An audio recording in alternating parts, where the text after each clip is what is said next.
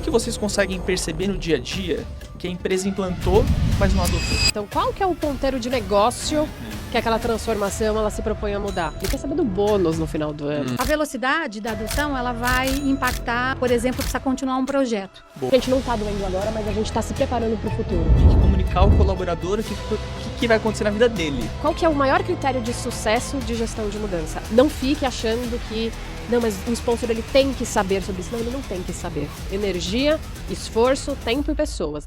O quanto disso gera de impacto no ponteiro do negócio. Veronese Podcast! Seja bem-vindo, seja bem-vinda ao Veronese Podcast. E estamos de volta, né? 2026, com a promessa do quê? Da gente chegar ao top 1%. Agradeço pra caramba a audiência, que em 2025 a gente ficou em top 10% dos podcasts de vídeo do Brasil. E aí a meta, e preciso da ajuda de vocês, obviamente, em compartilhar, em avaliar, em chamar o amigo, a vizinha, o tio, a tia, o cachorro, todo mundo para assistir o podcast. Chega, fala assim, senta do lado, vem ver, vem conhecer, tá? Então a ajuda de vocês é super importante, tá? E a gente vai começar como o papo de 2026. Como vocês sabem, a gente fala bastante de negócios, tecnologia, inovação aqui no podcast. E hoje a gente vai falar sobre a base disso tudo, que é sobre transformação.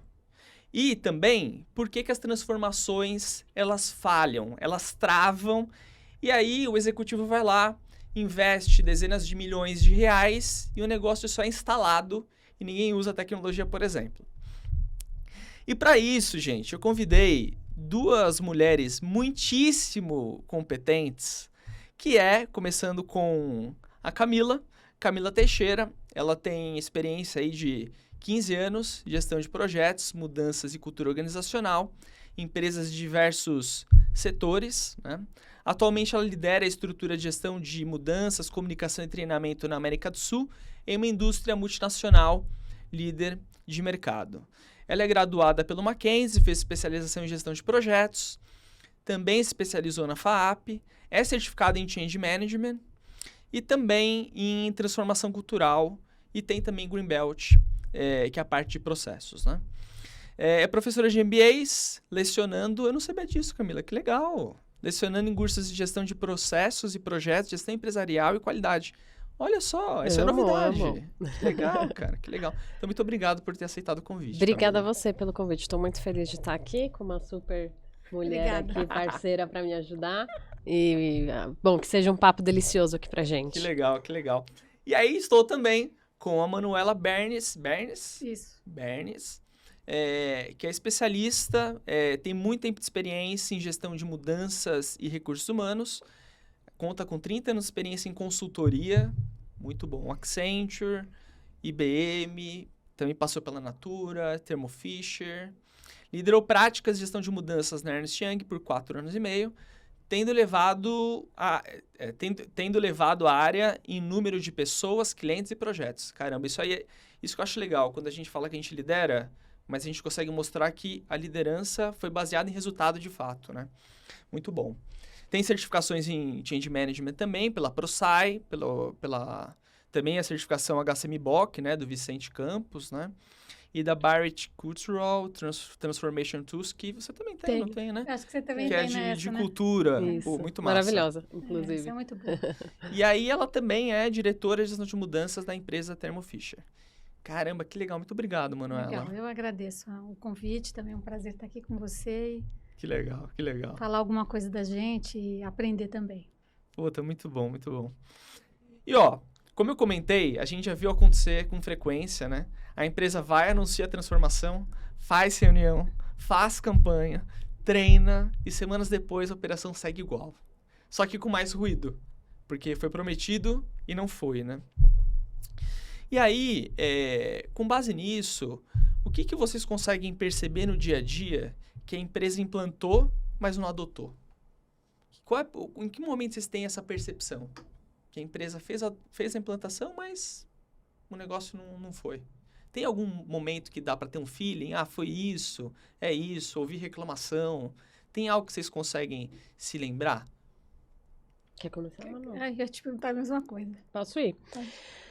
Olha, eu acho que a gente sempre precisa avaliar o contexto e não tem, assim, a receita do bolo, né? Porque é a pergunta do milhão, né? O que a gente consegue ver, e com base em muita experiência, é que normalmente o que acontece numa implementação? Aquela transformação, ela fica restrita à cúpula, né?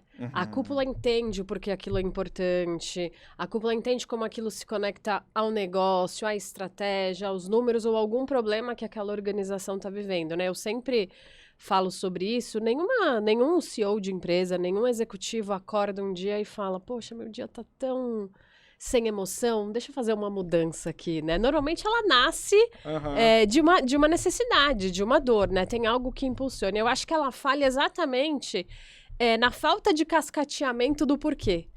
Né? Então, muitas vezes o funcionário ele é deparado ali apenas com a situação acontecendo, mas ele não entende o que está por trás daquilo, né? Por que a empresa tomou aquela decisão?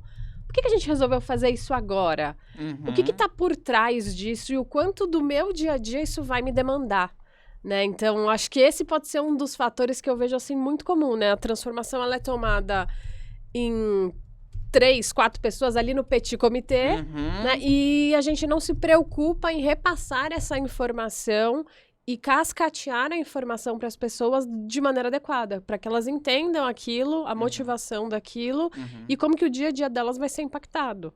Bom. E aí, Manuela? Olha, quando a gente está trabalhando um projeto há 3 meses, 4 meses, e alguém fala assim, o que é mesmo que vocês estão fazendo, né? Então, a gente vê que a coisa não deu certo, né? Agora, tem uma maneira muito, que às vezes não é tão utilizada, mas que é muito, muito relevante fazer, tem indicadores. Então, através dos indicadores, a gente consegue verificar de uma maneira mais objetiva se está indo para frente ou não aquela transformação, né? Então, até nas metodologias, né? Camila conhece, eu também conheço, existem medições, por exemplo, de se as pessoas estão usando aquela solução, né? Então, se as pessoas, por exemplo, é um sistema, as pessoas estão logando, as pessoas estão utilizando todos os módulos, né? As pessoas aprenderam a usar aquilo da melhor maneira possível, elas estão usando, por exemplo, um sistema como um Excel, né? Que é uma outra coisa. Por exemplo, se implanta um sistema caríssimo, né? Integrado, e as pessoas estão usando aquilo como uma planilha, né? Então, isso é muito comum. Então, aí a gente vê que não funcionou aquilo que a gente queria. Mas, como a Camila falou, às vezes as pessoas não entendem bem, né? A gente fala em explicar e ser persistente nessa explicação, né? Do porquê que a gente está implantando uma transformação. Então, é muito importante para proteger o investimento, né? Às vezes milhões de dólares, reais, dólares. Já vi isso. E isso é perdido por uma falta de atenção. Como que as pessoas vão adotar aquela solução, aquela transformação, aquela nova organização, né? Não, legal. E aí vocês trouxeram 2 coisas interessantes, né? A primeira eu não vou nem conseguir saber se adotou ou não se a comunicação não for clara. Né? E o lance de cascatear a comunicação... É um desafio também, né? Porque você tem que adaptar essa comunicação a cada tipo de público, você tem que educar as pessoas do porquê que aquilo é importante, como que aquilo se conecta a algum indicador estratégico, que às vezes a pessoa nem entende o que é aquele indicador. Então, a gente tem que se preocupar com isso, né? Esse ponto é interessante, porque na teoria, né, quando a gente olha as metodologias, olha ali o que existe material produzido, fala, tem que comunicar ao colaborador o que vai acontecer na vida dele. Só que às vezes não é claro nem para quem está criando a narrativa. Claro. Né? Então é super desafiador, de fato, né? E uma coisa que você comentou, Manuela, que é sobre os indicadores. Quais indicadores vocês acreditam que são muitíssimo importantes, tanto para a diretoria quanto para quem está na operação, para a gente olhar numa transformação? Tem alguns indicadores que vocês acham que é meio que padrão, assim, temos que olhar e é inevitável, a gente não pode, é inegociável, a gente não pode deixar de olhar esses indicadores? Eu tenho olhado os indicadores de velocidade da adoção, então, o quanto...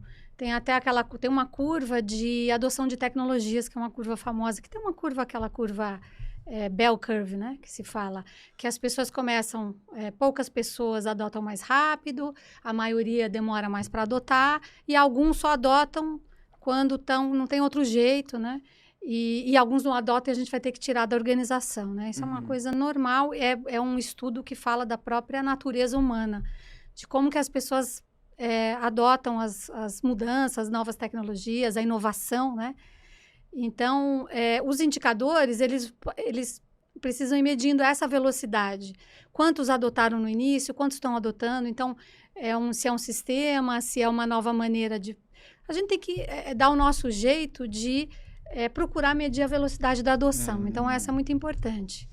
Uma outra é o uso e a proficiência do uso.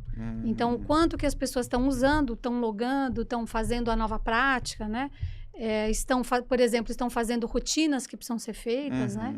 E depende do que a gente está falando, né? Então, e como as pessoas estão fazendo. Então, a qualidade com que as pessoas estão fazendo. Então, às vezes as pessoas estão fazendo, mas não estão fazendo da maneira certa. Então, também é importante. Então, esses 3, eu acho que são os básicos que precisam ser medidos e o conteúdo deles depende da mudança. Então, é importante entender a mudança e colocar esses 3 indicadores para, né, a gente poder entender e, quando fizer uma intervenção, saber melhor a intervenção. É intervenção em treinamento? É intervenção em comunicação? É intervenção em, por exemplo, em melhorar o processo? Às vezes o próprio processo inicial não era tão adequado, podemos mudar alguma coisa, né? Legal, legal. Bom ponto que a Manu trouxe, eu concordo. Eu acho que também é importante a gente separar, né, os critérios de sucesso de qualquer transformação. Então, qual que é o ponteiro de negócio que aquela transformação ela se propõe a mudar?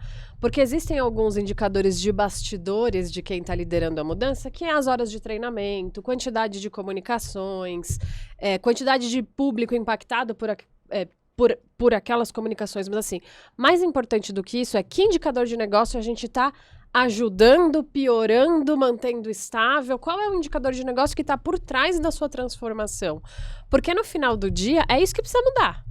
Né? Horas de treinamento, quantidade de comunicações não é garantia de transformação. Né? Eles são enablers, né? Eles são enablers para garantir ou para a gente aumentar as chances de sucesso de uma implementação. Né? Mas eles sozinhos não vão mudar os ponteiros do negócio. Então, é importante também a gente olhar para isso, né? E tem também, quais são os indicadores técnicos dessa transformação, né? Às vezes eu brinco, não existe solução técnica ruim que gestão de mudanças vá resolver, né? Às vezes o problema da adoção é que, vamos pegar aqui uma implementação de software, né? Ela não funciona. Né? O problema não é a adoção, o problema não é a resistência das pessoas. A solução técnica não é boa, né? E a gente precisa olhar para isso. É verdade. Então, às vezes, a gente fica cobrando adoção, cobrando velocidade, existe um problema técnico por trás, né? Então, precisa também olhar para isso. Então, só complementando aqui os indicadores de GM. Que legal. Não, posso falar uma Claro! coisa? Você trouxe um tema bem relevante, que é no que a gente está... O que a mudança está... Vamos dizer assim, o grande objetivo dela em termos de indicadores de negócio, né? Então, isso é muito fundamental. É o tal do business case, né? Para que a gente está colocando isso? Exato. Por Então, que esse projeto nasceu, exatamente. né? Por que essa transformação existe? Porque tem a parte conceitual e muito relevante, porque ela traz uma inspiração e um porquê, e isso está ligado ao objetivo de negócio, né? Então, quando se quer implantar vamos dizer assim, um sistema integrado ou alguma mudança, e não se sabe exatamente o que isso vai modificar no negócio, a gente já nasce com um problema, né? Então, precisa fazer esse trabalho no início, os gerentes de projetos, os líderes de negócio, né? Saberem qual é o indicador que quer mover a agulha, né? Como você falou. Então, bem relevante isso aí. Legal. E acho que principalmente quando a gente tem algumas mudanças que são as mudanças da moda, né? Que muitas vezes a organização ela nem sabe se ela precisa mesmo daquilo ou se aquele é o melhor momento para ela fazer. Mas tá todo mundo fazendo, né? Mas a concorrência tá fazendo. Acabei de ouvir mas de o algum meu lugar. executivo de outra empresa compartilhou comigo, a gente precisa fazer também. Maravilhoso. Cara, mas qual é o problema que você tem na sua organização que precisa ser resolvido? Não, Camila, você né? falando isso me fez lembrar da IA. Total. Pô, pelo total. amor de Deus. Né? Quantas companhias não estão investindo pra caramba e não estão vendo nada? Porque não é só investir em inteligência artificial, você precisa disso. Pra quê? Como? Onde, né? Sem sentido. critério, né, na Sem verdade. critério. Sem critério, sem clareza, que começa Boa. do topo e aí cascateia a falta de clareza, na verdade, né? E aí ninguém Verdade. entende como que aquilo se conecta, por que aquilo é importante, e talvez não vê nem sentido no investimento, no esforço, enfim. Muito bom, muito bom. E aí, às vezes, dependendo da cultura de onde você tá, você não quer nem questionar muito. Você fala, pô, o diretor passou, eu acho que ele quis dizer isso aqui, ó. Né? Às vezes você tá numa cultura que é meio que coercitiva, né? Comando e controle, Sim. eu falo e você obedece. E aí vai cascateando de forma totalmente bagunçada Claro. essa falta de clareza, né? E vocês comentaram, uma coisa que eu gosto, gente, muito da parte de change, é quando a gente tenta conectar os indicadores à grana. Uhum. Isso é muito importante. Então, por exemplo, que nem você comentou, velocidade de adoção, uso e proficiência. O quanto disso gera de impacto no ponteiro do negócio? Uhum. Porque às vezes você fala isso pro CFO, o cara fala, tá bom, então vamos... Importante. chuta todo balde, deixa pra lá. Quando você fala que isso reflete em custo, o jogo muda, né? Com certeza. Eu sempre faço um esforço para ligar isso em dinheiro. Uhum. É muito importante isso mesmo, porque senão fica um pouco, às vezes, né, poético, ou é aquela coisa de abraçar a árvore, né? Então, é muito importante. A velocidade da adoção, ela vai impactar no quanto você, por exemplo, precisa continuar um projeto. Boa. Porque se você não tem uma adoção naquele período, você precisa prolongar a permanência de consultores, por exemplo, ou prolongar a permanência de um hypercare, né, que é uma fase depois do projeto. Então, você precisa que as pessoas adotem logo, porque senão você vai perder dinheiro. Você vai perder dinheiro nesse, por exemplo, né? Esse é um exemplo. Mas podem ser pensados outros exemplos de impacto por exemplo, na produtividade. Né? Esse é um outro exemplo também, que a gente pode fazer uma conta. Então, eu vejo que precisa ser feitos esforços sempre para falar de gestão de mudanças ou de esforços em direção à adoção, trazendo o componente financeiro. Importante. Tinha até eu estava numa consultoria né, trocando, vamos dizer assim, até trocando em miúdos para a gente chegar... Como que a gente consegue mostrar para o cliente que ele precisa colocar um componente de adoção aqui, né, de gestão de mudanças? E aí nós falamos em colocar um deflator no investimento. Vamos dizer que o investimento de tantos milhões... se ele não tem gestão de mudanças, é como se ele tivesse uma Ferrari com a estrada esburacada, entendeu? Ele vai esburacando o carro, ele vai ferrando o carro, né? Ele vai furando o pneu, sei lá. Então, é um deflator daquilo ali. Né? Tive um projeto recente que era uma empresa que estava mudando um modelo de gestão e não colocou zero de esforço de comunicação, né? Só treinamento, risco, a gente quase impacto. Nunca vê esse tipo de coisa por aí. É raro, mas acontece sempre. E era um projeto para em um ano estar pronto. E aí faziam 3 anos e ainda não estava adotado. Porque não estava adotado e as pessoas odiavam aquilo, né? As pessoas não entendiam, as pessoas estavam fazendo outra coisa. Nossa. Entende? Então, assim, existe um deflator. E é dinheiro. Dinheiro. Se as pessoas não olham para como que as pessoas vão adotar, em que velocidade, se elas vão entender o porquê, o quanto que elas vão colocar o coração delas, a mente delas naquilo, é dinheiro perdido. E a gente precisa fazer esse esforço. E eu acho que assim, né? Quem trabalha com transformação, não tem jeito, acaba se tornando um profissional muito camaleão, né? Porque talvez o segredo ali dessa conversa no executivo você tem que ir nisso, né? Você tem que falar do PNL, você tem que falar do orçamento, você tem que falar de FTE, então é uma linguagem. Mas o funcionário, o que ele quer saber? Ele quer saber do bônus no final do ano. Ele quer saber o quanto vai aumentar a métrica de vendas dele. Então, são indicadores, ainda que financeiros, mas com linguagens distintas. E a gente precisa navegar nesses dois públicos, né? O gerente de área, ele quer saber, cara, quanto do meu orçamento vai ser otimizado, quanto do meu dia a dia quanto de produtividade eu vou trazer mais pro meu dia a dia. Então, é distinto e a gente tem que ter... tem que ser coringa mesmo, né? Para saber fazer essa conversa. E acho que um outro ponto importante... Eu sempre falo, né, assim, ó, qual que é o maior critério de sucesso de gestão de mudança? É uma transformação com pouca, né, acho que nenhuma também é uma utopia, né, mas com pouco ruído. Uhum. Então, uma gestão de mudança bem feita foi uma transformação com baixo ruído. Se ele não aconteceu, como é que eu meço isso? Uhum. Então, de certa forma, e aí é muito difícil, às vezes, as organizações comprarem esse barulho, porque é quase um exercício de fé, né? É verdade. Porque se você não tem um case ali onde você...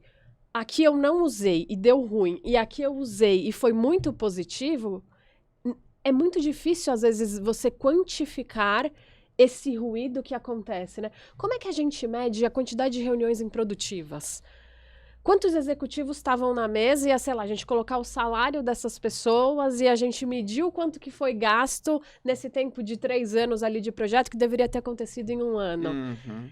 Ninguém faz essa conta, né, no Nossa, é final do verdade. dia. Então, é super complexo. Assim, tem um aspecto ali também que é entender que é importante a gente olhar para esse aspecto do funcionário, do ser humano, né? Nem tudo a gente vai ter os números ali super fechando a conta, sabe? Às vezes é um pouco cansativo você tentar fechar esses números, porque eles não são tão óbvios, né?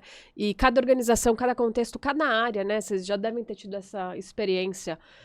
A mesma mudança ou a mesma transformação implementadas em áreas distintas é um comportamento, é quase outro projeto, né? E acontece, é difícil a gente prever isso, né? Assim, com 100% de assertividade. Então... Uma coisa que eu acho legal, que é uma analogia que, inclusive, tem um podcaster que faz essa analogia. Aí eu tava com o professor Amaru aqui uma vez, o professor Amaru falou, não, mas isso aí... Um filósofo, não sei o que, já falava. Então aquele cara roubou do filósofo e tá colocando a autoria. Mas a teoria, assim,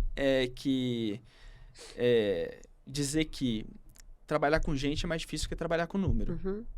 Trabalhar com gente se eu pego a Camila, empurro ela no rio, eu não sei se a Camila, ela sai do rio, vem e me joga no rio, se ela afoga, se ela nada, se ela foge. Agora, se eu jogar algum material no rio, através de cálculos matemáticos, eu sei se aquele material vai boiar ou vai afundar. Exato. Né? Então, lidar com gente, a gente está, de alguma forma, lidando com critérios de subjetividade. Tem uma complexidade ali que ela é complexidade. difícil da gente prever. Claro, existem padrões do ser humano, de comportamentos de grupo, a gente entendendo a cultura. Você tem alguns sinais, né? Mas não é uma receita de bolo, não é. De fato. Sem dúvida. E aí vocês falando, quando você fala, mano, que taxa de adoção no tempo, né? A gente está falando já em consumo do produto ou daquilo que a gente já desenvolveu, ou tem relação com o projeto durante a construção do projeto? Não, eu em algum ponto é importante colocar os indicadores finais também. Perfeito. Na etapa de sustentação. Exato, Você entregou ali no Go Live, exato. você vai ver na sustentação o quanto está tendo de aderência ou adoção. Mas aí, uma coisa que eu queria colocar na mesa para a gente discutir e durante o projeto? Então, vamos lá. Juntei o pessoal numa sala, vamos lá fazer o nosso kickoff, que tem empresas que investem nisso, levam para um hotel, fazem um negócio assim... legal, bonito, uma celebração, né? Inclusive tá lá o CEO, o CFO, vamos em frente. Depois ele joga uma bomba de fumaça e muitas vezes desaparece e o projeto começa. E aí, às vezes a gente tem um projeto de que tem pessoas que não vão numa reunião. Uhum. E quando a pessoa não vai em uma reunião de definição de um processo ou para tomar alguma decisão, aquilo ali... começa a atrasar, né? Começa a atrasar. E o custo disso? Uhum. Com certeza. Da falta de definição, né? Da falta de definição. Inclusive, do engajamento das pessoas de participarem.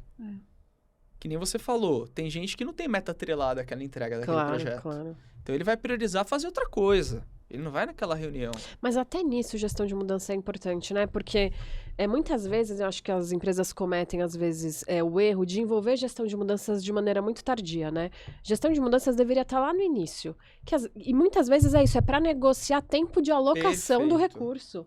Olha, para a gente fazer essa mudança acontecer, esse profissional vai ter que trabalhar 70% do tempo. Todas as segundas-feiras a agenda dele vai ser tomada por essa iniciativa e a gente precisa de recurso aqui, né? Tempo, dinheiro, pessoas, seja o que for, né? Isso é patrocínio, né? É dedicar energia, tempo, recurso e esforço.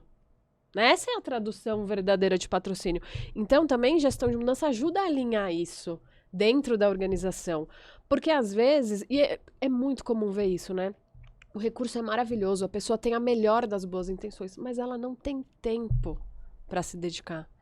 Ela está envolvida em 55 projetos dentro da organização. Né? O cachorro tá doente. Exato. Cara, ele tá, se, a pessoa tá... se esse projeto é importante e a gente tem a necessidade de um recurso com X dedicação de tempo, quem é a pessoa melhor preparada dentro da organização para nos suportar? Né? A gente precisa tomar essa decisão de uma maneira consciente. E fazendo um gancho que você está falando, cara, às vezes até fazer um backfill. Fazer a contratação de novas pessoas. Não tenho ninguém dentro de casa, ou com conhecimento ou com tempo. Tá bom, a gente pode pegar de fora. Exato. A gente pode negociar hoje os projetos que essa pessoa tem e talvez repassar para outras áreas, para outras pessoas, ou contratar um terceiro para absorver essa demanda que essa pessoa tem. Então, assim, tem muita coisa que pode acontecer antes para que a gente comece o projeto, beleza. Todo mundo tá aqui inteiro, né? De corpo e alma nessa iniciativa e conseguindo se dedicar, né? Não pode ser só a gente depender da boa vontade ou da dedicação extra de um funcionário. A gente tem que oferecer condições, né? Para as pessoas atuarem da melhor forma. E sabe o que me deixa maluco, mano, antes de passar a palavra pra você? É que às vezes o executivo olha e fala assim, pô, mas a gente tá investindo 20 milhões aqui. Vai ter que fazer tudo isso que a Camila falou? Não, o pessoal tem que dar um jeito. E a gente escuta pouco isso, hein? Imagino. A questão toda é essa pecinha que chama ser humano, né? Que a gente depende dele, né? É exatamente isso. Então, se a gente tem uma situação na qual a gente não tem as pessoas de corpo e alma, né? Como você falou, todas essas condições super importantes, né? Que você falou, de ter backfill, de ter, né, as pessoas, essa disponibilização de um contexto muito claro para o funcionário. Agora, se por acaso começa a acontecer a falta de engajamento, né, o que é importante? Não vai numa reunião, começa a atrasar alguma coisa por isso. Quando se fala de sistema, o momento do teste integrado é super complicado, porque exige muito das pessoas, né? É uma comunicação rápida com o patrocínio, é uma comunicação rápida com a alta gestão, sabe, em relação a isso. Então, esses indicadores também, por exemplo, de participação nas reuniões, sabe? Indicadores de... Isso aí é super importante para uma tomada de decisão rápida. Porque, em relação à velocidade, né?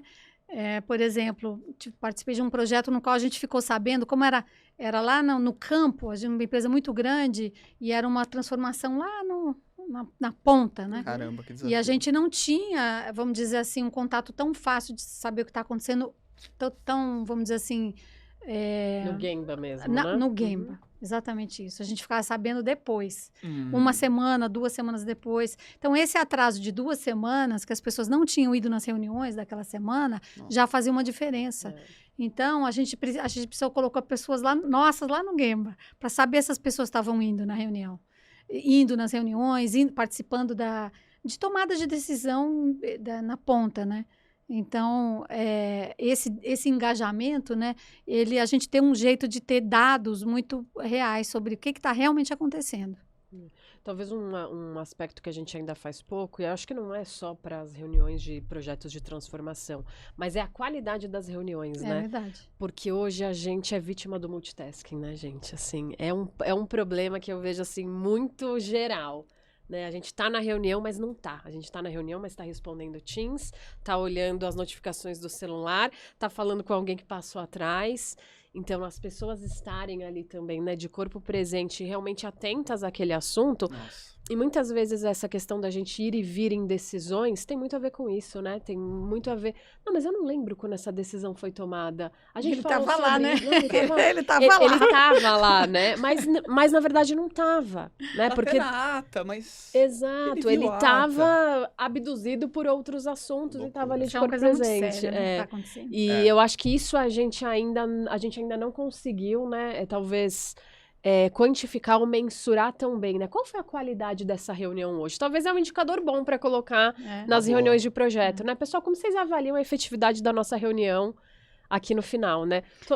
Saímos com decisão, saímos com ação, os responsáveis estão definidos, tá claro para todo mundo o que mudou, né? Do início, né? De quando a gente entrou nessa sala, seja virtual ou não, né? Para agora, porque muitas vezes é isso, é um excesso de reuniões, está todo mundo, né, exausto, né, com uma agenda lotada, mas talvez a qualidade, tenho dúvidas, assim, se as interações, se as decisões, elas têm sido boas. Isso é bom. Sabe que vocês estão falando coisas aí que eu tô aqui pensando, porque são coisas que são... Vivendo essa vida de passar por várias empresas... Eu vejo o quanto isso está distante da realidade que a gente vive aqui no Brasil, principalmente. Por quê? Porque eu percebo que tem muita conversa fora do escopo durante as reuniões. Isso é um costume aqui brasileiro, falar do futebol, tem outros assuntos que dispersam.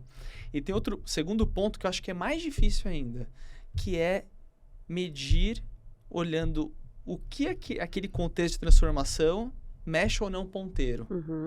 Parece que, tipo assim, vou dar um exemplo. Numa empresa que a gente passou, um diretor de tecnologia falou assim, olha, o SAP a gente vai implantar. Se o usuário vai usar, aí não é problema meu.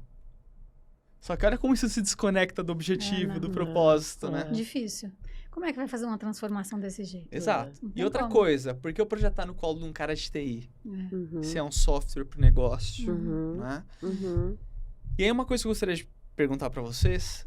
O que seria fator número 1 para vocês de sucesso? O que seria o mais importante de tudo em um projeto de transformação? Nossa, que pergunta difícil. Tá um pouco amplo. Vai, Manu, você agora. Tipo assim, é processo, é tecnologia, é gente, é patrocínio?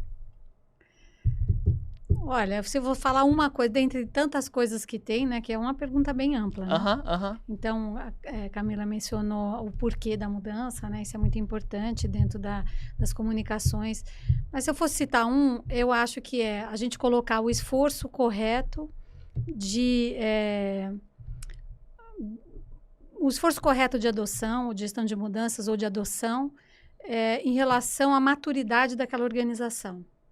Então, aquela organização tem um nível de maturidade ou de contexto que consegue absorver aquela mudança, está muito longe ou está mais próximo? Porque, por exemplo, quando a gente tem uma liderança mais presente, uma liderança, por exemplo, não é como essa que você falou, né? Uma liderança que realmente quer fazer a transformação, entende a transformação e está próxima, eu já tenho um contexto mais favorável, né, do que um contexto onde, vamos dizer, com menos esforço de adoção, eu posso conseguir o mesmo resultado. Então, essa avaliação em relação ao esforço que eu coloco de adoção e a maturidade da organização, eu acho que ela é um ponto-chave para acertar o que eu preciso realmente fazer para ela ter sucesso. Tá? Se fosse citar uma coisa aqui... Não, mas foi maravilhoso. Eu vou falar duas. Acho que eu repetiria o patrocínio que eu falei, né? Mas isso precisa se traduzir em energia, investimento de energia, esforço, tempo e pessoas, né? Então, patrocínio engloba tudo isso. E essa construção do senso de urgência. Qual é a dor, gente? Porque, assim, precisa ter um motivo para a transformação acontecer, sabe? Nem que seja, a gente não tá doendo agora, mas a gente tá se preparando para o futuro. A gente vai se antecipar para não ter um problema lá na frente. É válido, super válido. Mas esse senso de urgência precisa ser criado na organização, porque aí você quebra muita barreira, né? Quando, sei lá, o financeiro sabe o que aquilo existe, a aprovação do orçamento acontece de uma outra forma. Né? Quando você vai negociar recurso, a liberação do recurso ela acontece de outra forma. Quando existe esse senso de urgência instalado, né? Onde todo mundo entende qual é a dor, por que a gente está fazendo isso. Então, acho que esse é um ponto... Talvez ele não garante uma execução, uma implementação de sucesso ou fácil, mas eu acho que ele mobiliza, sabe? Essa coisa do mobilizar, de colocar todo mundo na mesma página, é muito importante. É muito importante.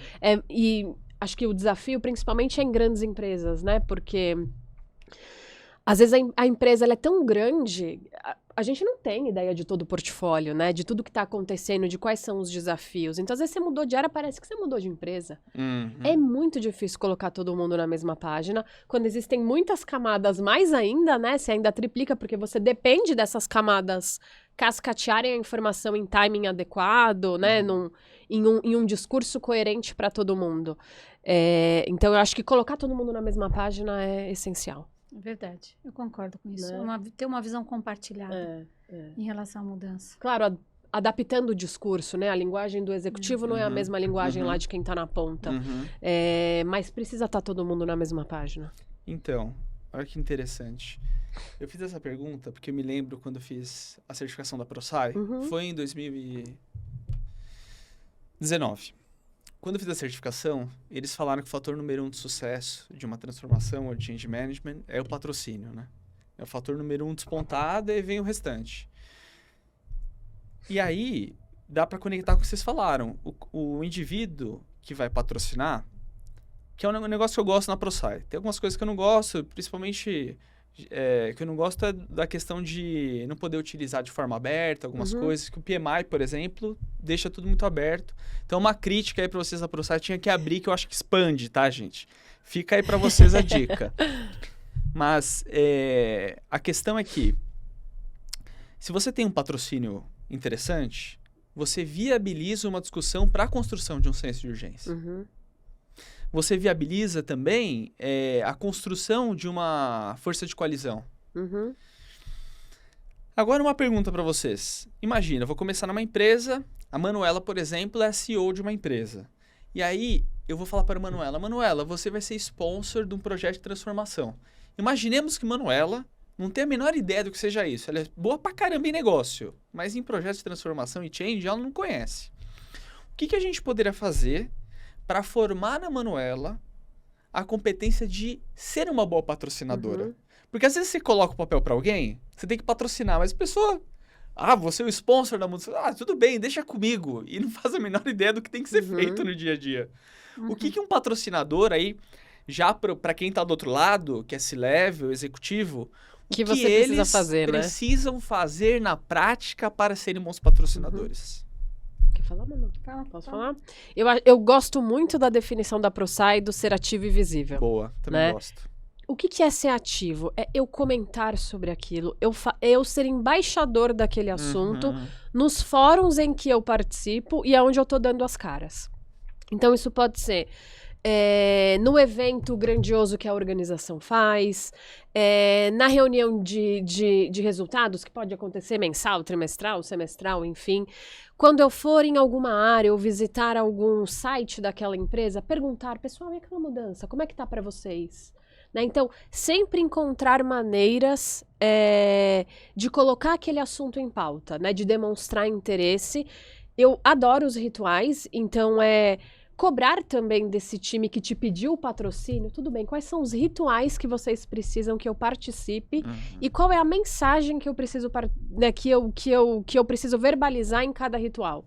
Então, esse ritual a gente fala de resultados. Esse ritual aqui é o meu papel de engajar as pessoas. Esse ritual aqui é um momento onde eu vou trazer uma visão de negócios e uma visão de futuro para a nossa empresa, né? E talvez uma dica aí, né, para os executivos e para os seus, perguntem, né? Quando alguém falar para você, olha, eu preciso que você seja sponsor da minha iniciativa, perguntar, o que você precisa de mim? E em qual ritual, em qual fórum, para quem que eu tô falando? Porque também é importante a gente adequar a nossa linguagem ao nosso público. Nem todo mundo na organização vai entender sobre EBITDA, por exemplo. Tá, o que isso quer dizer na vida ali de quem tá na ponta? Talvez não muita coisa, né? Então ele precisa adaptar essa linguagem. Só fazer um comentário, por exemplo, quando a gente tá falando aqui, não, mudança que muda o ponteiro. Às vezes uma pessoa que é muito simples vai falar, ponteiro do quê? Que ponteiro é esse aí? Né? Ponteiro do EBITDA. Ponteiro do EBITDA, é isso. Exato, precisa entender um pouco essa audiência e também adaptar o seu discurso, né? Eu acho que isso é essencial. Mas eu gosto muito, assim, de ter os rituais bem estabelecidos, né? Ó, nesse tempo de projeto, quais são os rituais? Qual que é a mensagem para cada um desses rituais? Né? E qual que é o momento que eu preciso reconhecer? Qual que é o momento que eu preciso cobrar? Qual que é o momento que eu preciso assinar o cheque? Né? Isso precisa ser discutido. E eu acho que muitas vezes a gente peca por não combinar isso com o sponsor. Isso aí. E às vezes achar, não, mas ele é sponsor, ele precisa saber, né? E aí a gente não fala o que talvez pra gente é óbvio, pensando que nós estamos vivendo o projeto, né? A nossa vida é o projeto, a gente está lá imerso, e o sponsor muitas vezes está numa posição executiva de liderança com 30 outras iniciativas acontecendo, né? E ele precisa, às vezes, né, de um panorama geral, de uma ajuda. Olha, eu preciso ir para cá, é mesmo, né? No nosso último encontro eu falei sobre isso, agora eu vou falar sobre aquilo. Né? Então, também, como é que a gente ajuda esse sponsor a ser ativo e visível? Porque ele tem muitos outros assuntos acontecendo na agenda dele, né? Então, acho que pro sponsor, pergunte, tenha claro ali qual é a sua missão em cada um desses fóruns, desses rituais. E pro time que está liderando o projeto, liderando a transformação, diga, comunique, assim. Não fique achando que... Não, mas o sponsor, ele tem que saber sobre isso. Não, ele não tem que saber, né? Ele não está vivendo isso tão profundamente, muito provavelmente. Muito bom. Legal, falou tudo. Muito bom. Falou tudo. O que, só complementando, assina embaixo tudo isso aí. O que às vezes a gente faz, né, é fazer isso estruturado. Não dá isso para o sponsor, né? Fazer um planinho, tipo um contrato, escrever. Né? A gente chama até de plano de sponsor, né? Então a gente escreve, a gente faz um plano, põe lá no Excel todas essas linhas, né? Mas é isso aí. Olha, vocês falaram que, putz, isso foi bom, hein, cara? Isso foi bom. Ó, mas eu tenho uma pergunta agora pra... Do milhão? A pergunta do milhão. Um contraponto. Um CEO muito relevante sem agenda, ou a gente pega alguém que tem menos relevância na organização com agenda? Eu acho que menos relevância é válido, né? Baixíssima relevância. Assim, acho que é importante uma pessoa que tenha credibilidade na organização. Eu não sei se relevância é a palavra, mas, sabe, alguém visto como alguém confiável, né? Alguém que é visto como alguém de credibilidade. Pô, essa pessoa vai falar, eu vou parar para ouvir. E talvez isso não tenha a ver com o título, não tenha a ver com o cargo que ele ocupa, não tenha a ver com a hierarquia, né? Mas tem muito a ver com a trajetória que aquela pessoa construiu, tem a ver com outros projetos que aquela pessoa participou, aquilo que ela já entregou para a organização, vai formando um repertório, né? Então, imagino que vocês devam estar pensando assim na cabeça de vocês, né? Pô, é mesmo, essa pessoa aqui, ela tem muita credibilidade, né? O que ela... Pô, se ela me ligar, eu vou atender e vou tentar resolver um problema dela. Se ela me mandar um Teams, eu vou olhar.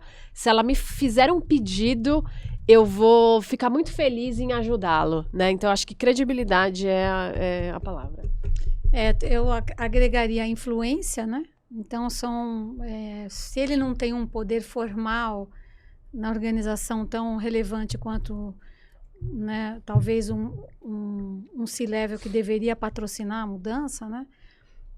Ou se ele é um segundo, porque o C-Level está muito ocupado, o nível de influência dele deve ser relevante. A credibilidade vem junto, né? Ela meio que está junto. Mas tem um ponto muito interessante nas transformações, que não é só o poder formal. A gente vê que tem pessoas que têm influências informais dentro de redes, dentro da organização, que a gente às vezes não mapeia. E esse é um problema também. Às vezes tem uma pessoa ali no Gemba, né, que não é o gerente, mas é um coordenador, que está, às vezes, influenciando, e que se a gente ganhar ele, a gente ganha o projeto todo. Então, esse mapeamento dessa rede de influência informal numa transformação é muito relevante. Os formadores de opinião, né? Ter mapeado esses formadores de opinião. Ter mapeado. E muitas vezes a gente vai só nos cargos formais, e isso aí, às vezes, não é tão eficaz quanto mapear as pessoas que têm essa influência e essa relevância, né? Mas em relação ao patrocínio, né, que realmente vem do C-Level, a credibilidade, mas tem que ser uma pessoa influente e ela tem que estar com uma delegação também muito clara do CEO. Então, olha que interessante, trazendo um exemplo que aconteceu com a gente. Quando a gente esteve no Instituto Butantan, a gente estava tocando um projeto de transformação lá, E aí, o nosso ponto de contato era como se fosse o vice-presidente. Uhum. Eles não têm mais essa figura lá, mas era como se fosse o vice-presidente. E quem nós queríamos como sponsor do projeto? A doutora Neuza, que quem foi descobriu a vacina da dengue. Uhum. Falei, pô, uma pessoa ali que tem credibilidade, de fato. Claro. A gente não conseguiu fazer essa negociação. Mas para tornar o exemplo lúdico, né? Tem que ser alguém que tem ali, frente à organização, algum nível de credibilidade, que passe confiança e, consequentemente, tem influência. Né?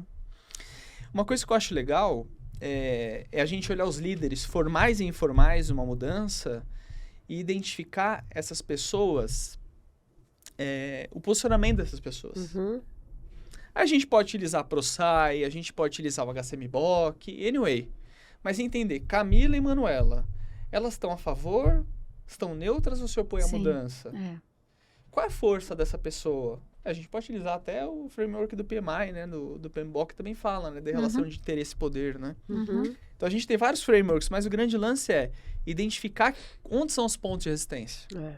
E perante ao seu público, né? Porque, sei lá, muitas vezes, vamos pensar que numa transformação acontecendo em operações e você traz o sponsor de finanças. Às vezes isso é tão desconectado que aquela pessoa fala, né? O funcionário fala, eu nem sei quem é essa pessoa, ou eu vejo ele 3 vezes no ano na reunião de resultados, né?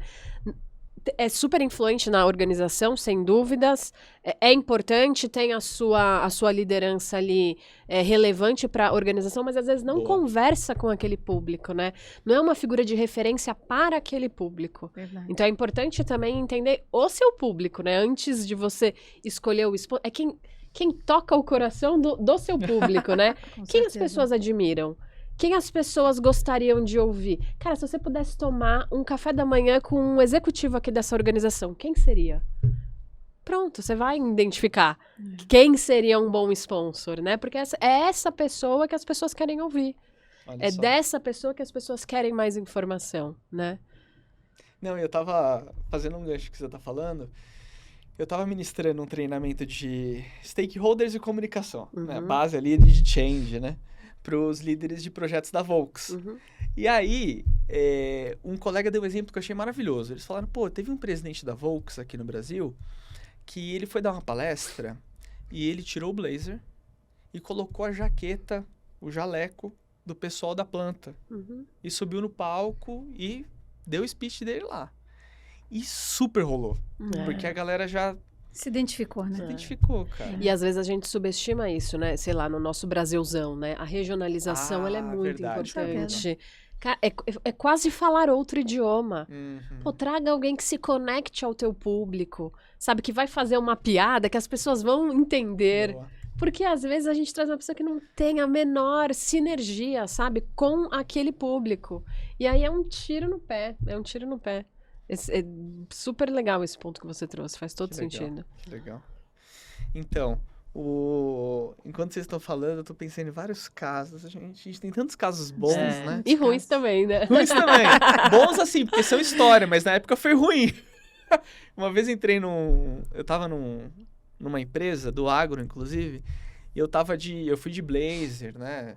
Aqui, igual a gente se veste em São Paulo, né? Mais, né? Mais formal. E aí cheguei, fiquei transitando ali na área administrativa, entrei no banheiro, e eu tava lavando as mãos, o rapaz me abordou. Falou assim, ô, você é da auditoria? Falei, não, cara.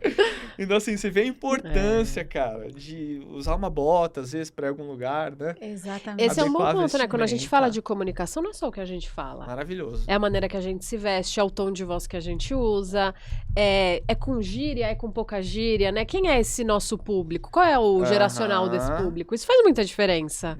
Com certeza. Falar a Muito mesma comum, língua. né? Em multinacional. Toda hora um termo em inglês, as pessoas às vezes não entendem. E tem vergonha de perguntar e de falar, eu não entendi. Né? Então, a comunicação é tudo isso, né? A gente talvez tá ali olhando, oratório, storytelling. Não. A tua imagem, o que você tá vestindo precisa também ser intencional. Pô, é uma reunião mais leve, vai um pouco mais despojado, né? Use cores mais alegres. Não, aqui é uma reunião para chamada de atenção. Tom sério, né? Não vai Boa. não vai abrir a Boa. reunião fazendo piada, né? Porque você descredibiliza a tua própria mensagem, né? Nossa. Como é difícil a nossa vida, né?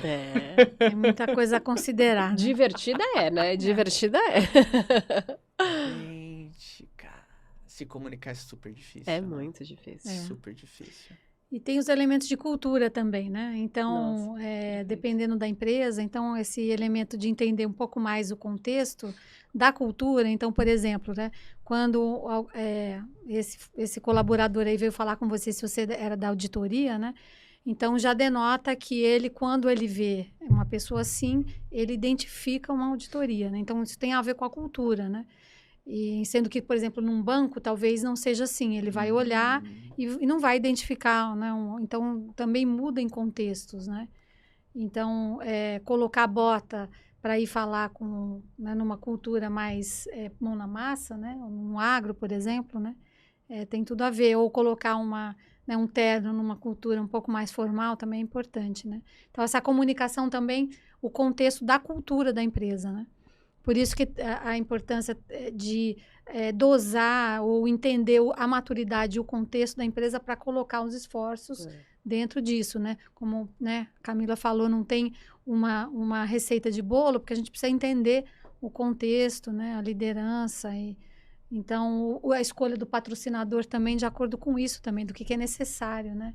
Então, se é uma coisa muito importante, quem é que vai olhar? Então, provavelmente essa transformação que você falou do Butantan tenha mais a ver com alguma coisa realmente que possa a doutora liderar, né? E não uma outra referência, né? Então, tudo isso ser considerado, né? Dentro disso que você falou, que a nossa vida não é tão fácil, porque tem muitas coisas a considerar, né? Quando a gente está falando de uma mudança organizacional, né? Não, isso é muito bom. Inclusive, tô com a palavra anotada aqui, cultura, né? Uma coisa que eu queria perguntar para vocês pro executivo que vai começar nesse ano algum projeto de transformação, quais são as 3 etapas que vocês sugeririam que seria importante fazer antes de começar esse projeto? Tá. Tipo, começar a pensar nisso. Alguém trouxe ali para você, falou, vamos colocar aqui o SAP, o IFS, o Oracle, seja lá qual for. A gente vai fazer uma grande transformação aqui de âmbito organizacional. E aí esse executivo pega e fala o seguinte, beleza, por onde eu começo? Tem algum lugar ali que ele pode começar a pisar para ver se tem mina? Que ele tem que tomar mais cuidado? Eu acho que tem um ponto inicial que é essa coisa do criar o senso de urgência, primeiro com a camada de líderes diretos dele, né? Subordinado, botar todo mundo realmente na mesa e falar, gente, é isso, e alinhar o discurso. Então, obviamente, cada pessoa tem a sua forma de comunicar, sabe como a mensagem chega melhor para o seu time, mas esses pontos aqui, esses 3 bullets, são importantes que todo mundo reforce. A transformação está acontecendo por isso e por aquilo. Isso daqui não é verdade, isso daqui é verdade, isso daqui a gente ainda não sabe. Então, eu acho que realmente combinar esse discurso é muito importante. Eu acho que mobilizar os recursos, então entender quem são as pessoas que vão participar é super importante, porque no final do dia elas são a cara, né, daquela transformação, elas que estão ali no front, né, lidando com aquilo, é bastante importante. E aí fazer esse cascateamento do porquê isso é importante, por que a gente está fazendo isso agora, o que custa se a gente não mudar. Né? Também é importante as pessoas entenderem, tá bom, mas e se a gente não fizer nada? Se a gente não implementar esse software aqui, por exemplo, o que vai acontecer? Né? Então, acho que dá essa clareza para as pessoas. Então, acho que eu diria esses 3 pontos. Eu acho que não tem tanta novidade em relação, né? Eu posso complementar dizendo o seguinte, qual é a dor que a gente tá, no caso a empresa está curando com esse projeto? Qual é a dor que essa empresa está endereçando? Que isso fique muito claro, porque isso é a base para todo o cascateamento, todo o entendimento do porquê. Então, assim, entender qual é a dor. Então, precisa de um sistema integrado e aonde a gente quer chegar com isso. Então, isso, aí daí emanam todas as partes de comunicação, de entendimento, de alinhamento de mensagem, de visão compartilhada. Visão de futuro, né? De visão de futuro. É onde a gente quer chegar. Eu acho que talvez um ponto complementando que me veio à mente agora é também deixar as portas abertas para as pessoas buscarem, tirarem dúvidas, porque eu acho que isso vai criando um ambiente assim de segurança psicológica maior na organização, sabe? Então, também quando um executivo se coloca à disposição do time, é um exercício, assim, de ser um líder servidor, mesmo que ele é muito potente.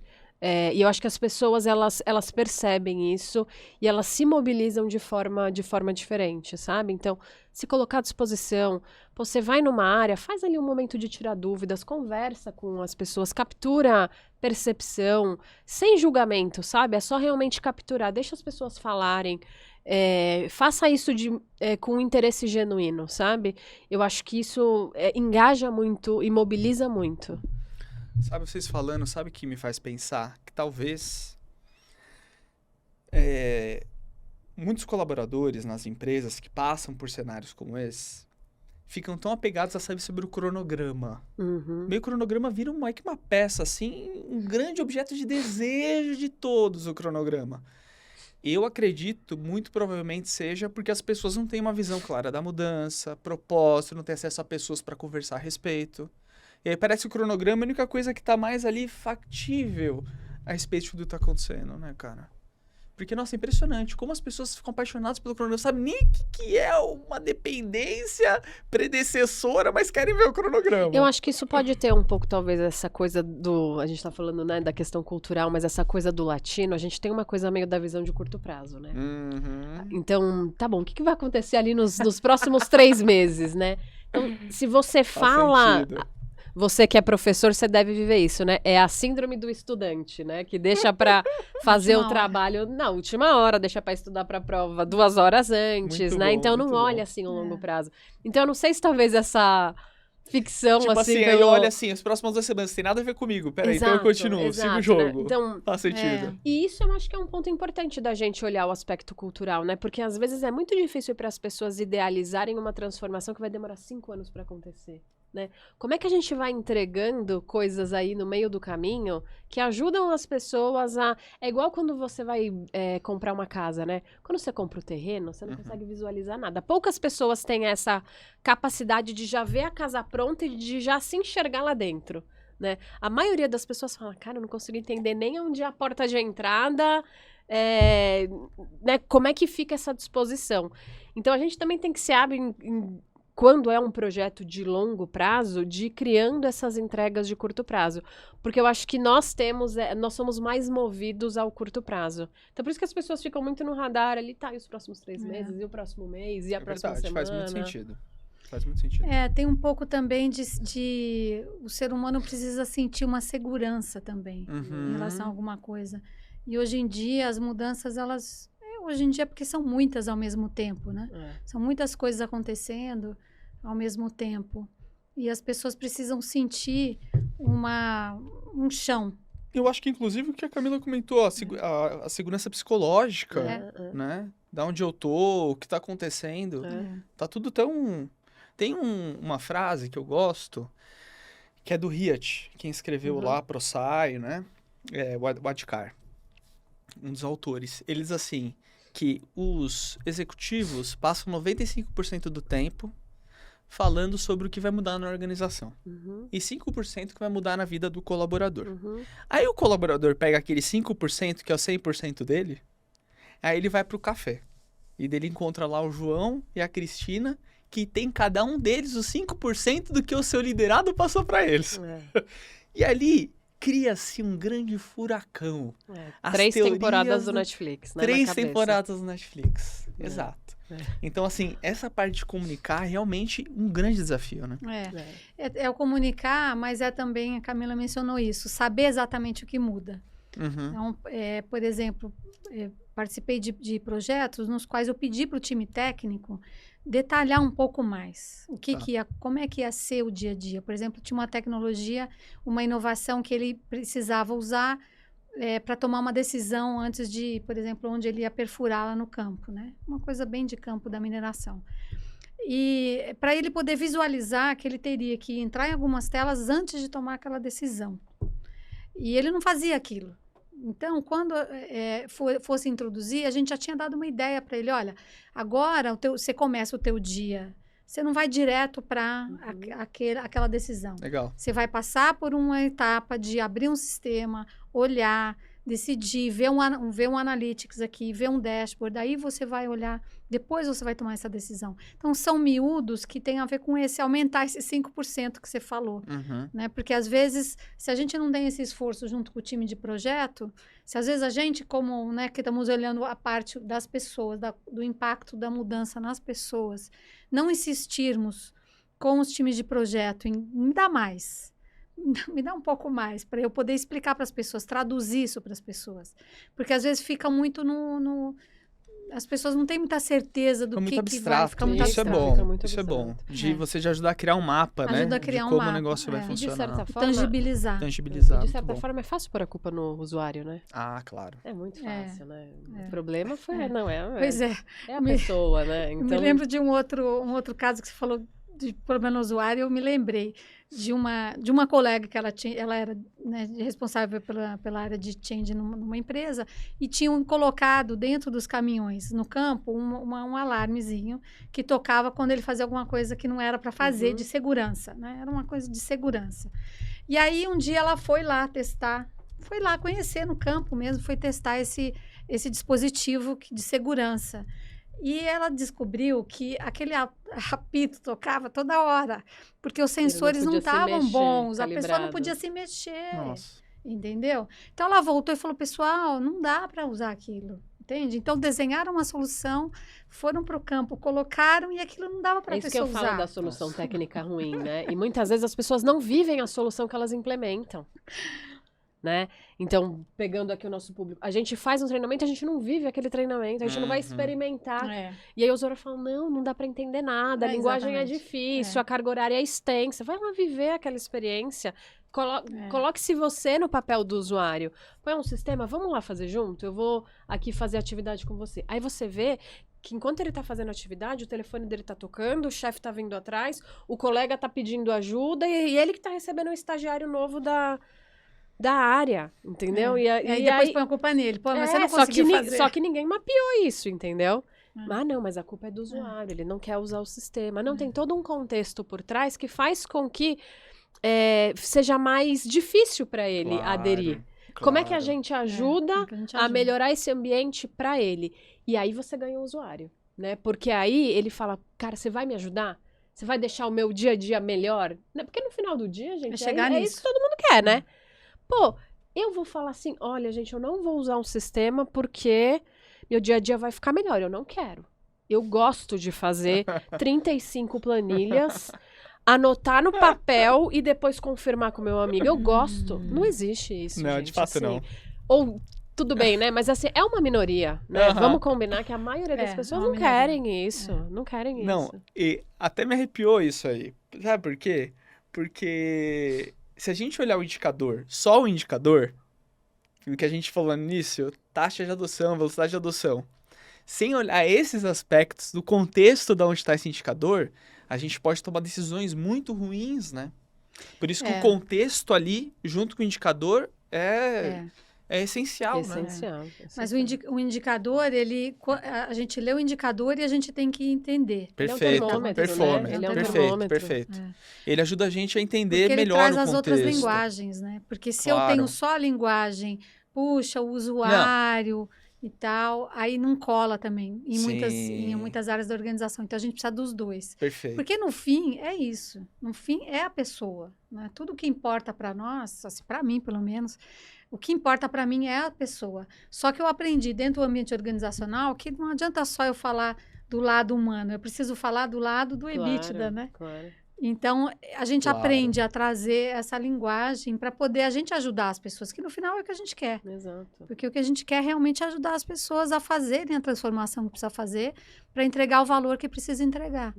E eu acho que também ser transparente, né? Porque às vezes, para fazer a transformação, ela é muito boa na sua totalidade, mas para uma área específica ela ficou pior. Ela ficou mais complexa, ela aumentou o tempo. E a gente tem que falar sobre isso, a gente tem que ser transparente, né? Muitas vezes a gente fica ali dourando a pílula. Não, mas veja bem. Olha, é verdade. Para você, essa atividade aqui, ela vai ficar mais difícil, ela vai levar mais tempo. Mas em contrapartida, né? Como é que a gente tem também esse discurso transparente, né? A gente talvez tenha essa dificuldade de... A transformação ela não é só bônus. Tem muitas vezes um ônus, a gente nunca quer falar sobre ele, né? Parece que ele é uma palavra proibida. E não, a gente tem que ser transparente, porque é isso que vai gerando credibilidade, isso que vai gerando... Pô, é verdade, tá certo, alinhou as minhas expectativas, eu já sei o que esperar sobre isso, né? Então, eu acho que isso é muito importante. Mas trazer o bem maior, né? Exato. Que é a gente... Por isso que a gente tem que trazer realmente a visão de futuro. Porque se não tiver visão de futuro, eu não tenho nenhum motivo para mudar. Então, eu preciso conectar, por mais que né, talvez para minha área não seja tão bom, mas eu tenho como é que eu contribuo com coisa todo, maior, né? E isso aí é que a liderança precisa ir trabalhando, trazendo isso. E aí você trouxe de novo patrocínio, né? Liderança tem que estar presente. Não, isso é muito bom. Nossa, cara, que legal. Não, e aí tem outras coisas também que os executivos geralmente não veem. Turnover. Teve uma empresa que a gente deu apoio lá em Curitiba, que eles estavam com um turnover de 20% na operação. E aí, se você for colocar um sistema de gestão, fazer uma transformação, vai melhorar a produtividade, coisa tipo, tudo que se promete com uma tecnologia dessa, né? Só que o turnover vai ficar mais caro ainda. Se hoje está 20% e te gera tanto de desperdício ou algum tipo de perda, cara, esse 20% vai ser ainda mais caro, porque a reposição de pessoas que utilizam essas tecnologias, elas são mais caras também. Então, tem que falar sobre o ônus e o bônus mesmo. Exato. Então, assim, cara, se você com o seu turnover de 20% colocar uma tecnologia aqui, vai dar tudo errado. Primeiro que o projeto não vai virar. Como você faz virar um projeto com turnover de 20%? Primeiro, melhora aí a jornada do colaborador. Vamos pensar nessa correção para depois fazer uma transformação. Porque você fala, às vezes falta uma tecnologia para melhorar a eficiência. Mas não é eficiência o problema. O problema é que a pessoa tá indo embora. Entendeu? Ela entra aqui e sai. Você não tem estabilidade no time, não tem conhecimento. Então a gente vê que o contexto, ele é muito mais importante. Faz muita diferença. Do que o que a gente vai colocar aqui, né? E esse contexto histórico também, né? Contexto Entender histórico. Como é que por que outras iniciativas esse time já passou? Como é que era a postura dos antigos líderes? Porque isso também faz a diferença, né? Sim. Às vezes tem ali um time que tá traumatizado, seja por uma implementação fracassada no passado, né? Nossa, muitas vezes já fiz muitas implementações das pessoas quase trazendo aquele trauma, assim. Não, mas a implementação passada foi assim. O negócio foi há 10 anos atrás. Trauma organizacional. Mas as pessoas ainda trazem aquilo, né? Nossa, a liderança passada era assim, era assado. E a gente convive com esse histórico, né? Então, assim, você não tá começando a implementação do zero. Não tá 0 a 0. Às vezes você tá começando no -5. É isso. Porque tem um histórico negativo pra trás, né? Então, assim, você já começou perdendo. Então, você vai ter que correr atrás desse preju, não vai ter jeito, né? Uau. É isso aí. Não bastam os traumas pessoais, tem os traumas também. Tem os traumas organizacionais, claro. é uma realidade isso. E assim, pra gente chegar no nosso momento final, o que vocês sugerem, conselho, para os executivos que querem saber mais sobre transformação, sobre gestão de mudanças, essa parte de gente em um processo de transformação? Vocês têm alguma sugestão, recomendação de livro, filme, pessoas a seguir? Vocês têm alguma sugestão? E aí? Olha, nesse momento, o que eu acho que eu posso dizer? Que ele pode se conhecer a si mesmo e entender como que ele passa, né, nesses processos de mudança. Então, uma autoavaliação, um autoconhecimento, como que ele se gerencia nos processos de mudança e o time dele também. Uau. Então, ele entender, por exemplo, um estudo que eu gosto muito e que talvez então posso recomendar que ele possa estudar, essa curva da mudança do Rogers, né? Essa curva da mudança, ela é uma curva muito comum de ver de comportamento, né? Que é que pouca gente adota muito rapidamente as mudanças, porque são inovadores, né? Então, aí tem 2,5%. Depois eu tenho os que vêm na sequência, que são pessoas, e aí a gente vê esse perfil, né? Então, as pessoas têm diferentes perfis. Então, tem pessoas que fazem fila na Apple, né, para o próximo iPhone. E essas pessoas, elas não vão ter dificuldade de adotar uma mudança. Elas né? querem, né? Elas querem, elas adotam IA rapidamente. São early adopters mesmo, né? São as early adopters. Então, ele identificar, esse executivo, identificar no seu time, identificar em si mesmo, em que momento que ele... Qual é a personalidade que ele tem? Porque ele começa a ampliar um pouco e ver que a grande maioria das pessoas, que é esse, acho que 70% das pessoas, elas precisam de argumentos para adotar, elas precisam entender bem onde elas estão, elas precisam entender o que elas ganham, precisam entender uma visão futura. Então, essa necessidade é para a grande maioria das pessoas, né? E pessoas que não vão adotar a mudança. Então, também tomar decisões rápidas também em relação a pessoas que não vão adotar a mudança. E não, vamos dizer assim, tomar muito tempo para tomar essas decisões. Então, meu conselho é perceba e estude o comportamento humano em si mesmo, como liderança, e como que ele pode lidar com pessoas de diferentes perfis do seu próprio time, porque as pessoas são diferentes. E você pode pegar um embaixador de uma mudança, pegar alguém para ajudar, alguém que vai ser um early adopter, e outras pessoas são diferentes, né? Então, e tem muita literatura nesse sentido, né? Muita literatura de gestão de mudanças também. Mas eu acho que a percepção, né, de que as pessoas mudam individualmente, elas precisam de um motivo para mudar. E elas são diferentes nas suas necessidades de mudança. Tem gente que precisa de muito contexto, tem gente que precisa de menos contexto. Bom. Eu acho que já é um caminho interessante para ela ver que precisa de mecanismos de adoção, de prestar atenção nisso, de colocar treinamento, colocar comunicação, porque as pessoas precisam disso para levar à frente as coisas. O que eu tenho visto, né, principalmente nos anos de consultoria, né, que quando a gente, às vezes, vai falar de gestão de mudança ou de algumas práticas que precisam ser colocadas para, vamos dizer assim, aplanar essa estrada onde vai passar a solução técnica, que é a Ferrari, as pessoas falam, não, deixa isso para depois, isso aqui não precisa, vamos tirar essa parte, né? Vamos cortar esse custo. E, na verdade, não é uma proteção ao investimento que está sendo feito na Ferrari, que ele está comprando, né? Então, perceba como é necessário isso. Então, essa percepção, esse estudo já vai levar ele a poder realmente passar para um momento onde ele vê que ele precisa desse esforço, seja de uma consultoria ou seja internamente também. Legal, ótimo. Eu acho que o interesse na disciplina é o que vai fazer com que ele busque conteúdos que no final do dia falam de gente, né? São conteúdos de gestão, de comportamento, de neurociência, de change management. Então, ele vai... É difícil, né? Porque não existe uma formação única, né? Para um profissional de gestão de mudanças, né? O profissional de gestão de mudança, ele é muito camaleão mesmo, assim. Ele bebe de muitas fontes, né? Ele tem ali habilidades de projetos, entende de comportamento humano, mas também precisa conversar num nível executivo. Então, acho que não tem uma única fonte, né? Mas eu acho que ter interesse por gente é muito importante. E talvez uma sugestão, uma dica principal é não subestime o poder dessa competência técnica. Porque muitas vezes, por ela ser uma competência que toca as pessoas, a gente acha que é jeito, que é dom. E, cara, existe muita técnica por trás, muito ferramental, muito estudo, né? Não é uma coisa que a gente faz no feeling.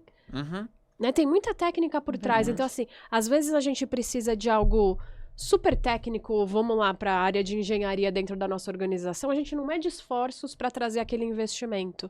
E gestão de mudança a gente negligencia ou coloca qualquer pessoa para fazer aquilo. Então, traga as pessoas com conhecimento técnico. Exija da sua liderança, trate gestão de mudança como uma competência organizacional importante. Exija que a sua liderança se desenvolva nisso, cobre que seu RH ajude a desenvolver o seu time nisso, mas não abra mão de trazer pessoas com essa competência já formada, até que você comece a formar na sua organização, como qualquer outra competência.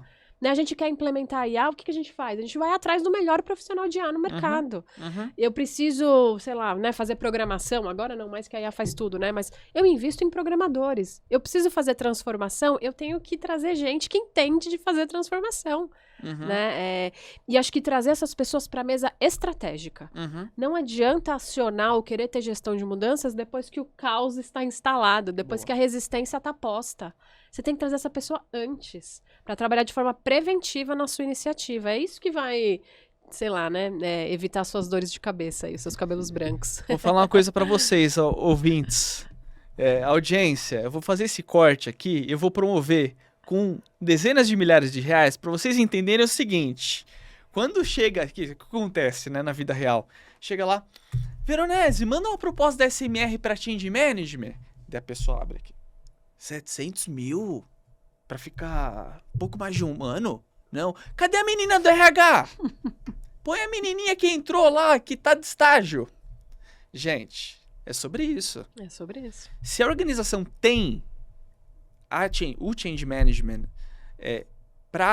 no âmbito de maturidade ali, já existe dentro do DNA das pessoas a capacidade de conduzir isso, tá tudo bem. Fazer internamente, né? Mas se a organização que você tá não tem a competência de change management, precisa de ajuda. Ou você contrata profissionais muito experientes para fazer o negócio acontecer, e não é alguém que veio simplesmente do RH ou da comunicação. Não estou criticando essas áreas. Uhum. O que a gente está tentando colocar aqui é que a competência de change management, ela transborda uma disciplina. Exato. Ela não está no RH, ela não está em Exato. comunicação. É. Ela é mais complexa do que isso. É. Né? E aí o que eu vejo acontecer bastante no mercado é alguém que vem do RH e falar, agora eu trabalho change management, e não faz a menor ideia de que antes de ser gestão de mudanças é gestão. Uhum. E para ter gestão a gente só consegue gerenciar o controle, só controla o que mede. Então tem um racional ali por detrás que é técnico. Total. Então fica aí a dica para você que está do outro lado, entender que change management ou apoio para change management é um negócio que tem que colocar a mão no bolso. Porque vai lá a empresa, coloca 20 milhões para colocar um RP. E aí change management coloca quanto? Ah, Custa pega uma fração... Cara, 10%. mas porra. 10, 15. Senão não vai funcionar. Né? Senão você vai fazer esses 20 milhões ser 25. Exato. Exatamente. A gente tem um Exatamente. cliente que é muito querido, que está passando por um problema. Contratou change management, somos nós, inclusive, só que eles não têm gente pro projeto. A empresa passou por um corte, assim, absurdo. Então tem meia dúzia de key user pra fazer o projeto. E a cada mês que atrasa são milhões de reais com o fornecedor. Exatamente. E aí, o que eu propus? Falei, cara, sugestão, para o projeto, faz um programa ali de desenvolvimento de pessoas, traz backfill, e aí, essas pessoas que vocês vão trazer, tanto elas vão fazer a sustentação desse produto, desses processos, quanto vão fazer vocês deixarem de atrasar. Imagina, a cada mês milhões, é mais só você ter uma equipe para ajudar a fazer o negócio acontecer, né, cara? Sem dúvida. E a tríade que a ProSci traz muito, né? Que é o sponsor, né? O patrocínio, a equipe técnica, a gestão do projeto e a gestão de mudança, Perfeito. ela é muito poderosa. É muito legal. Ela é muito poderosa. Isso aí. Quando esses Saúde, três né? estão alinhados, trabalhando bem, em parceria, e não, né? De quem que é a culpa? Não, trabalhando em parceria, né, rumo ao objetivo. Cara, isso é muito poderoso. Isso é muito poderoso. Isso aí. E, gente, o papo Legal. tá muito gostoso. Eu ficaria aqui Tem tanta coisa para falar. né? muitíssimas coisas, né? Mas, assim, eu gostaria que vocês dissessem como as pessoas podem te encontrar nas redes sociais, quais redes sociais vocês mais utilizam, para quem quiser continuar conversando com vocês. Se vocês puderem comentar. Legal, olha, eu uso o LinkedIn, eu não uso o Instagram como veículo muito. É o LinkedIn mesmo e pode me mandar uma mensagem que eu respondo. Eu gosto muito de fazer essas conexões com as pessoas, tá? O que realmente me importa para mim hoje em dia, assim, na minha altura de carreira, assim, que eu vejo é, assim, ter conexão com as pessoas, uma conexão verdadeira. E a Manuela Bernes, Isso, certo? Manuela Bernes. Legal. Obrigado, Manuela. Obrigada. E aí, Muito Camila? bom. Para mim, LinkedIn também. Então, Tá. Camila com 2 L's, Marques Teixeira. Aham. Tô sempre compartilhando alguma coisa, algum conteúdo lá, não só sobre gestão de mudança, mas sobre liderança ou gestão como um todo. Review de livros, Review faz de muitos, livros, faço que é muito. maravilhoso. Ai, que legal. Faço porque eu amo. Maravilhoso. Bom. Tenho vários para indicar e eu gosto genuinamente de compartilhar os meus erros e os meus aprendizados, né? Eu lembro que quando eu comecei com gestão de mudança, eu tinha pouquíssimas pessoas para compartilhar os meus desafios, os meus medos, as minhas dúvidas. Então eu também fico muito feliz que a gente vê hoje em dia mais profissionais de gestão de mudanças. E eu sempre topo um café virtual aí com alguém que Legal. está precisando de um apoio, que está precisando de uma ajuda, porque eu acho que a comunidade também de profissionais de gestão de mudanças precisa se fortalecer. Acho que isso faz muita diferença. Para botar isso na agenda dos executivos, para botar só. isso na agenda estratégica. Então, podem contar comigo. Ótimo. Inclusive, fui procurar a Camila para fazer o convite. E aí eu não encontrava nem você no WhatsApp. Eu falei, Camila, que eu não encontrar a Camila? Porque Sumiu. a Camila com 2 L's. Porque são com 2 L's. Eu falei, ele não erra. Gente, vocês podem me encontrar nas redes sociais em geral, né? LinkedIn, Instagram, TikTok. Até TikTok, gente, aqui, ó. Pá. Então, em todas as redes sociais, vocês me encontram procurando como Veronese, tá? Com Z sempre, tá? E aqui também, todas as semanas, a gente com episódios novos de entrevistas e também outros episódios que depois eu vou compartilhar com vocês no próprio podcast, tá bom? Eu vejo vocês quando? E antes disso, né? Meninas, muito obrigado. Obrigada. Vocês deram um Obrigadão. show. Inclusive, desse show fiz várias anotações aqui, Que bom. e vou fazer um playbook disso aqui, obviamente com ajuda de IA, né? E daí vocês aí no link, na descrição do episódio, vocês vão ter um link para um playbook sobre boas práticas de transformação digital com essas duas Sensacional. feras aqui. Então, legal. muitíssimo obrigado. Também, Veronese, Muito obrigado. grata, Camila, um prazer estar aqui. Muito obrigado. bom, Valeu, obrigada. gente. Até a próxima. Tchau. Veronese Podcast.